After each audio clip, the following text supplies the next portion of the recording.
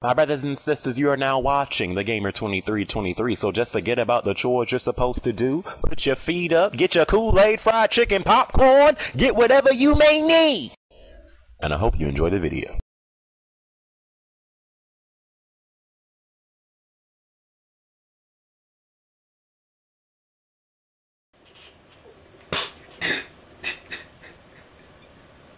I thought you were next gen.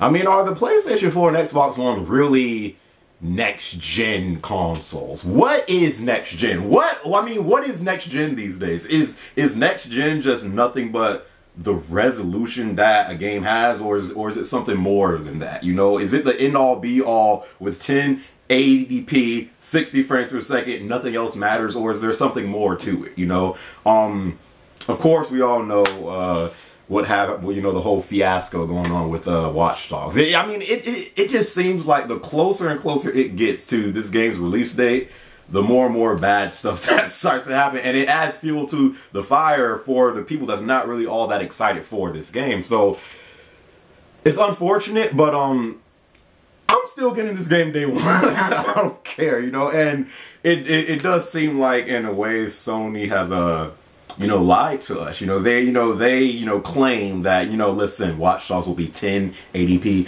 60 frames per second on that PlayStation 4.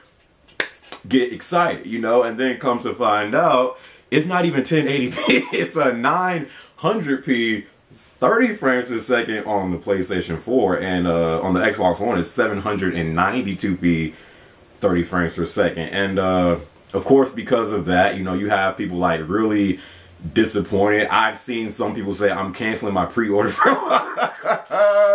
And of course the PC elitists are just having a grand old time with this. They are just shoving this down our throats, saying, hey, once a console peasant, always a console peasant. And it is just seeing all this stuff start to happen. It's kind of, and I was thinking about this like months ago, since these next gen consoles have come out. It just seems like a lot of gamers are starting to really, in my opinion, forget what gaming is about. With the PlayStation 2, Xbox, GameCube, N64, Dreamcast, whatever, okay? The freaking Game Boy, for all I care.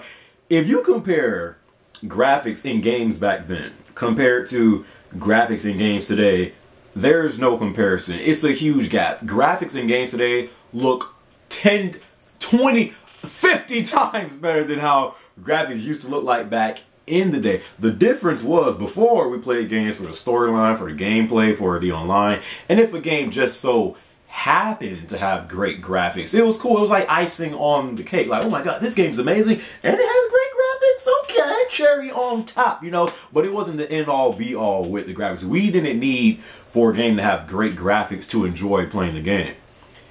You fast forward to today, in 2014, the PlayStation 4 and Xbox One and Wii U era. It's like the mindset for a lot of gamers have changed now. It's like, I don't think I can enjoy this game if it's not at 1080p 60 frames.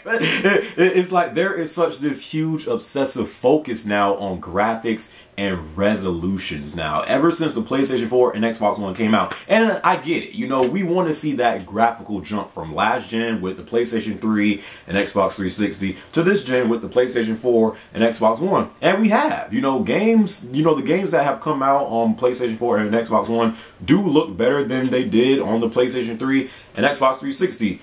Killzone on PlayStation 4 looks amazing. I think we found out as time went on that it's not 1080p, but it still looks amazing. Rise Son of Rome on Xbox One, I don't even think that game is 900p. That game still looks amazing, okay? So we've seen the graphical jump.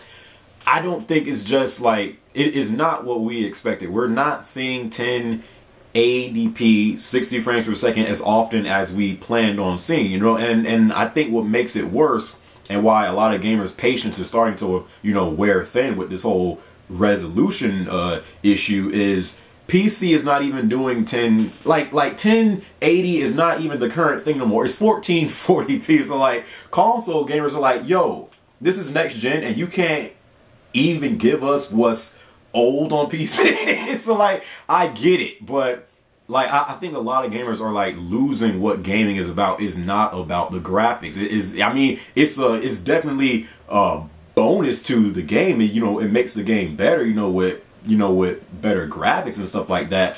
But what makes a game is the storyline, the gameplay, the online. You can still have amazing graphics in games and have the game be terrible. For instance, Killzone.